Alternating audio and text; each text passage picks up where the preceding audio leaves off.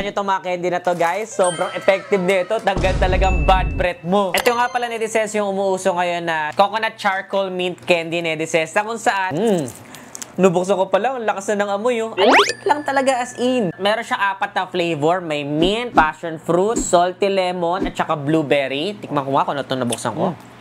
Dapat lagi kami bawal na ganun sa habag mo, netizens. Effective. Nakakabanguhan ng hininga. Coconut charcoal mint candy pala talaga kasi. Ang sarap ng lasa niya. May konti siyang hint ng mint, pero medyo may pagka-fruity yung lasa niya, netizens. Hindi siya lasang toothpaste, ha. May tamis, fruity. As a lit-lit lang niya, pero alam mo yung kapag ka natunaw mo na sa bibig mo, alam mo talagang babango yung hininga mo. Napakaganda na ito. Halimbawa, may date ka, o kaya naman may meeting ka, tapos napakain kayo ng mga bawang, may mga foul odor na pagkain. Magbango ka lang nito kasi lit-lit lang naman yun. Bubuksan mo na ganyan. Ayan yung laman niya. O, ito naman, I think this one is lemon. Kulay yellow. Hindi mo na kailangan ng mouth spray, hindi mo na kailangan mag-toothbrush. Nakaka-refresh siya ng bibig, no? Okay, ito naman, tigman na natin itong kulay blue. Ito yung mint. Sa dami kasi na napanood ko na video nito, wala man na nag-review ko nung lasa. Kaya naku, curious talaga ako, eh. Ito yung madiin, yung blue. Ito yung parang bagong toothbrush yung lasa mo. Ang sarap yung pagka-mint niya, medyo matamis, eh. Hindi siya yung parang lasang toothpaste lang. Matigas-tigas yung isa. Hindi masyadong nakakagat agad.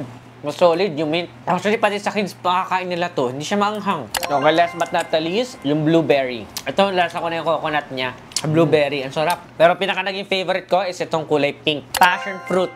Ang sarap ng passion fruit. Ang dami, oh. Sobrang dami nito sa isang packaging, netizens, oh. So, kung gusto mo rin na may bawang ka palaging bala, para laging fresh ang hininga mo, dapat meron ka laging 5 pirasong ganito sa bag mo. Napakasarap. Hindi siya lasang toothpaste, pero effective. Nakakabango ng hininga. Umorder ka na, ilalagay ko lang dyan sa ating yellow basket. Check out na!